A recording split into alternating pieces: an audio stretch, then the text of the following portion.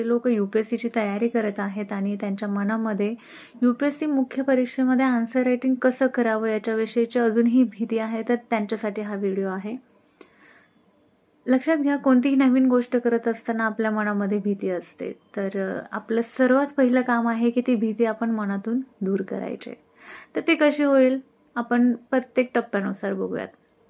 सर्वात पहिलं काय करायचं आहे की तुम्ही NCERTचे जे काही चॅप्टर आहेत तर त्या चॅप्टर खाली, प्रत्येक चॅप्टर खाली आपल्याला एक्सरसाइज दिलेले असतात.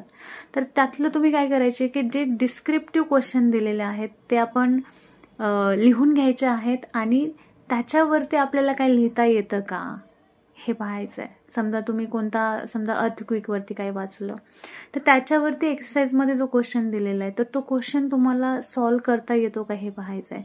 याच्यातून काय होईल लक्षात घ्या, तुमची लिहिण्याची जी भीती आहे ती निघून जाईल हळूहळू. आणि हळूहळू काय होईल, स्टेप बाय स्टेप तुमचा कॉन्फिडन्स बिल्डअप होत जाईल, वाढत जाईल कॉन्फिडन्स. ठीक आहे.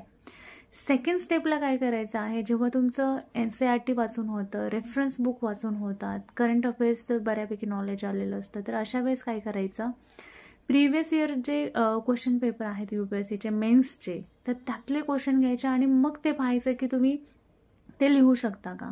ठीक आहे.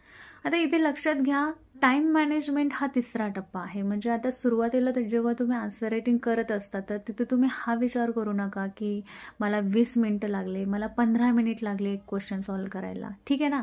इथे तुम्ही जितका टाइम पाहिजे तेवढा घ्या, फक्त तुम्हाला लिहिता येतं का हे पाहणं फार गरजेचं आहे.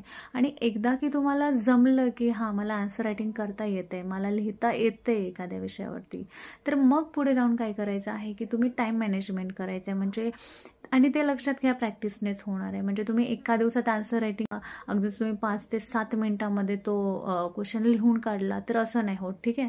तुम्ही मल्टिपल टाइम्स जेव्हा जेव्हा ते सतत लिहित राहाल, प्रॅक्टिस करत राहाल, तेव्हा कुठे जाऊन लक्षात घ्या एक क्वेश्चन समजा 150 वर्ड्सचा असेल तर तो तुम्ही अगदी 5 मिनिटांमध्ये किंवा 6 मिनिटांमध्ये तो लिहू शकाल. ठीक आहे. सो टाइम मॅनेजमेंट हा शेवटचा टप्पा येतो. ठीक आहे. तर सुरुवातीला काय करा, NCERT तिथून क्वेश्चन सॉल्व्ह करा. सेकंड स्टेपमध्ये प्रिव्हियस इयर क्वेश्चन ते घ्या, ते सॉल्व्ह करा. आणि थर्ड टप्प्यामध्ये टाइम मॅनेजमेंट करा आणि ते प्रॅक्टिसनेच होऊ शकतं. तर अशा पद्धतीने जर तुम्ही गेला तर नक्कीच तुमच्या आन्सर रायटिंग विषयीची भीती मनातून निघून जाईल आणि दूर होईल. जर याच्या व्यतिरिक्त जर तुम्हाला काही डाऊट्स असतील तर तुम्ही कमेंट बॉक्समध्ये नक्कीच विचारू शकता. आणि मी इंस्टा ID दिलेली आहे, तर तुम्ही मला तिथे डिरेक्ट कनेक्ट होऊ शकता आणि तिथेही तुमचे जे काही डाऊट्स असतील तर ते तुम्हाला नक्कीच विचारू शकता.